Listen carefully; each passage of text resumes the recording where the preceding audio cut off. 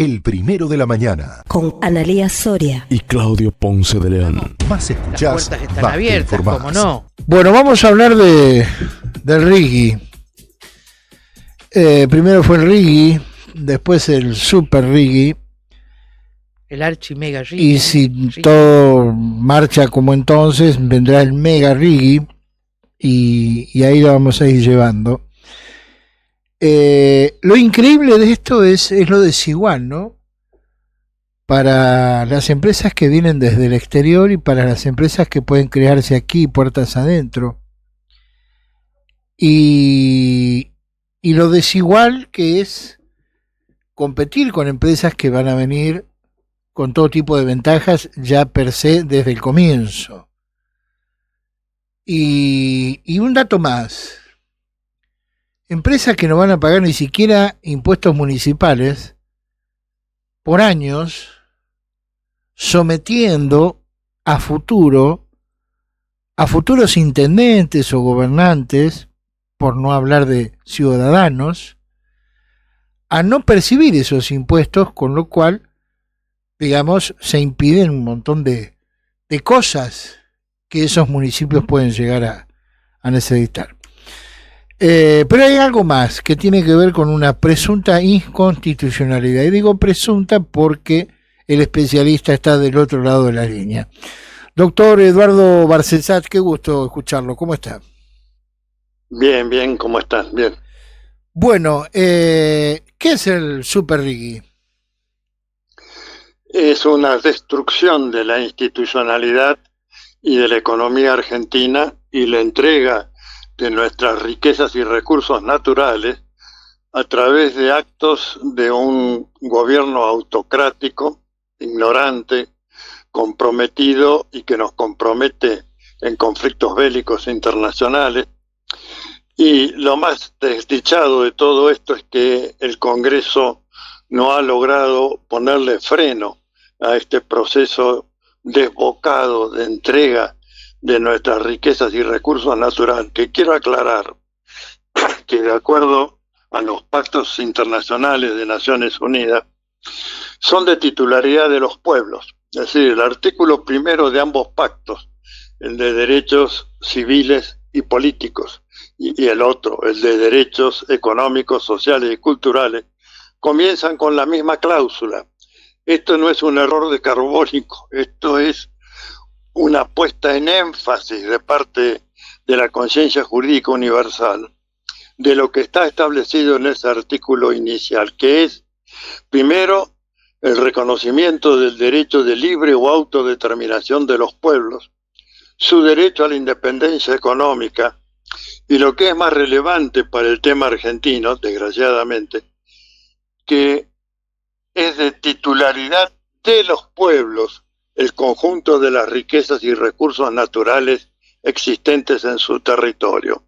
Es decir, no es de los estados, no es de los gobiernos, es de los pueblos.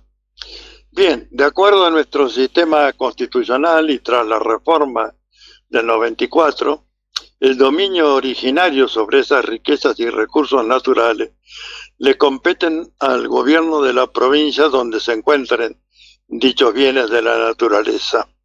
Bueno, todo esto ha sido avasallado por esta impronta del reggae que entrega o hace entrega desde el gobierno nacional de eso que no le pertenece bajo ninguna forma. Es decir, no le pertenece ni como pueblo, ni le pertenece como Estado provincial. Y siguen adelante, abusando, diría, o avasallando las atribuciones del Congreso de la Nación y contando con una justicia cómplice que, a pesar de que algunos de sus miembros han trabajado en afirmar que todo derecho en la Argentina debe adecuarse a la Constitución Nacional y a los tratados internacionales de derechos humanos, cuando llega el caso concreto miran para otro lado, posponen pronunciamientos. Todavía estamos esperando desde el año 2023 que se pronuncie respecto de la inconstitucionalidad de ese maldito decreto 70 con que inició su gestión el gobierno de Milei, y que es el derrumbe de la economía, la entrega de nuestra riqueza y recursos naturales y, por supuesto, el derrumbe equiparable de la institucionalidad. Bueno, les aclaro que los expedientes que llegaron a la Corte, como son cuestiones de puro derecho y amparo, no tienen más de 100, 150 hojas, como mucho. Bueno, yo creo que cualquier tribunal del mundo, en el periodo que lleva insumiendo esta falta de tratamiento, ya habría advertido si es constitucional o no ese decreto 70, que es el que inicia el derrumbe, proseguido con la recortada ley base, pero tan mortífera con que bastaba el primer artículo de la ley base para facilitar estas entregas y este favorecimiento a la enajenación de nuestras riquezas y recursos naturales. Bueno, repito, la Corte Suprema, ¿qué hace desde inicios del 2024 que llegaron expedientes amparos con la impugnación del decreto 70? ¿Cómo que no puede resolver esto? La única respuesta aislada que se ha dado, la dio Lorenzetti, es que están esperando el pronunciamiento de los poderes políticos, es decir, del Congreso. Bueno, el Senado se pronunció diciendo que es inconstitucional, nulo, de nulidad absoluta e insanable, como lo destacó el senador José Mayán. En diputados, como la cuenta de porotos no les da favorable a una votación, todavía no ha habido pronunciamiento. Y una desdichada ley, ojo que esa desdichada ley es del gobierno kirchnerista, la 26.122, que es la que regula el trámite de los decretos de necesidad y urgencia, establece que debe contar con la aprobación de ambas cámaras el decreto. Bueno, lo contrario, que es lo que ya colecta con un rechazo, tendría que estar muerto ese decreto, pero no es así, está supérstite. De manera que estamos en una situación muy tremenda, y las desigualdades que introduce el régimen ahora exacerbado del RIGI, que reduce la cuota de pago de impuestos a las ganancias del 35 al 15%, una quita de un 20%. Esto es absolutamente inadmisible. El principio rector en nuestro sistema constitucional, desde la Constitución histórica de 1853, esa que tanto alardea Milei de que es la gran Constitución, establece el principio de capacidad contributiva. Bueno, lo tiró por la borda. Establece la misma cláusula como primer fuente de ingresos tributarios los derechos de exportación y de importación, mal llamados aquí retenciones. Bueno, todo esto, que sería un andamiaje perfecto para el equilibrio fiscal y para que las imposiciones vayan a los sectores de mayores ingresos, está siendo destruido por estas disposiciones que nacen del gobierno de Milei y que fueron facilitadas o anticipadas en el gobierno de Mauricio Macri, que es el que estableció la deuda más brutal de la Argentina, con ese endeudamiento con el Fondo Monetario Internacional, y no solo que no dio ningún provecho, sino que nunca fue sometido, como debe serlo por la Constitución, a su aprobación o deseche, como establece el artículo 75, inciso 22.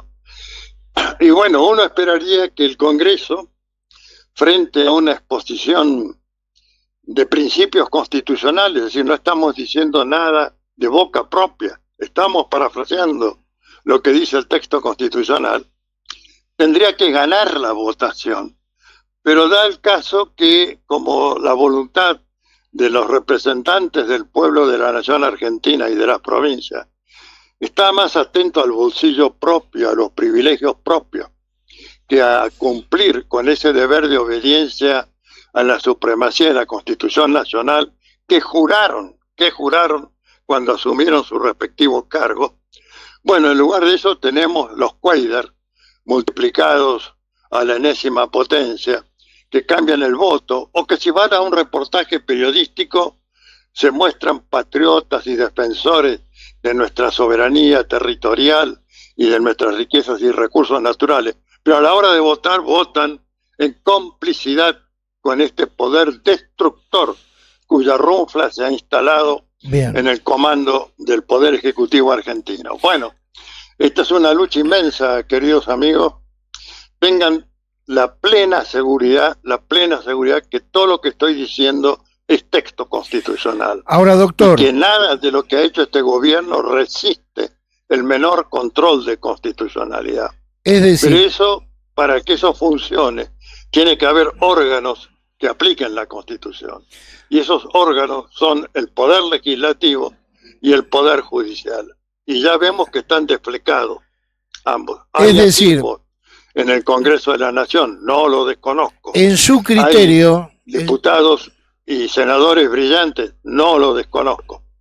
Pero en el momento del resumen, que es la votación, todo eso es vencido por la codicia, por el sálvese quien pueda, y ahí tenemos el ejemplo paradigmático del agónico hoy jefe de gabinete de ministros que todavía se resiste, tomado de un hilo ultra delgado al cargo de jefe de gabinete de ministros, porque seguramente posee secretos de Estado, de la camándula, de la runfla, que puede, en caso de que se le corte el hilo, que puede ser materia de negociación.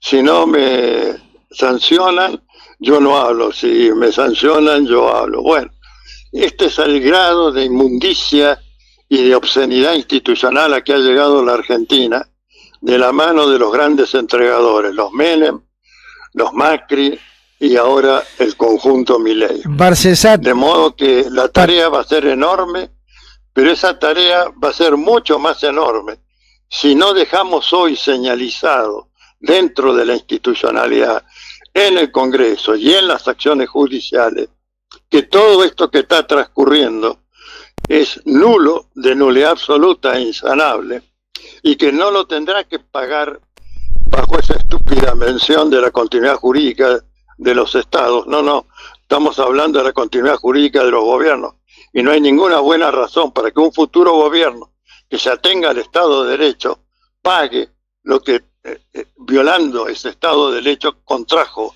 la usurpación o el abuso del gobierno previo, que es el caso que estamos transcurriendo. Barcesat, ¿me escucha? Nada de eso en derecho. ¿Me escucha, De manera Barcesat? que es cuestión de tomar las riendas de la institucionalidad para recuperar la división de poderes y preservar las incumbencias de cada poder y ejercer esas incumbencias, porque lo que no se ejerce se atrofia. Bien. De manera que hago un fuerte llamado a que las movilizaciones populares mantengan un alto grado de efectividad, porque están protegidas por el artículo 36 de la Constitución Nacional, deber de obediencia a la supremacía de la Constitución Nacional, que le reconoce al pueblo argentino el derecho de resistir los actos de violencia institucional. No se trata del Bien. derecho de peticionar ni de protesta. No, es resistencia frente a actos de violencia institucional, Doctor, conducta protegida por el artículo 36 de la Constitución Nacional. ¿usted me está Y escuchando, Barcesat? la institucionalidad, aunque sea remar No, en el no me escucha. desierto, las acciones judiciales, los votos representativos colegiados, que sean condenatorios de cada uno de estos actos de entrega de nuestra soberanía Bueno, territorial y con ella de las riquezas y recursos naturales del territorio, de la plataforma marítima argentina, conforme las convenciones internacionales, Vamos a y la del espacio última. aéreo.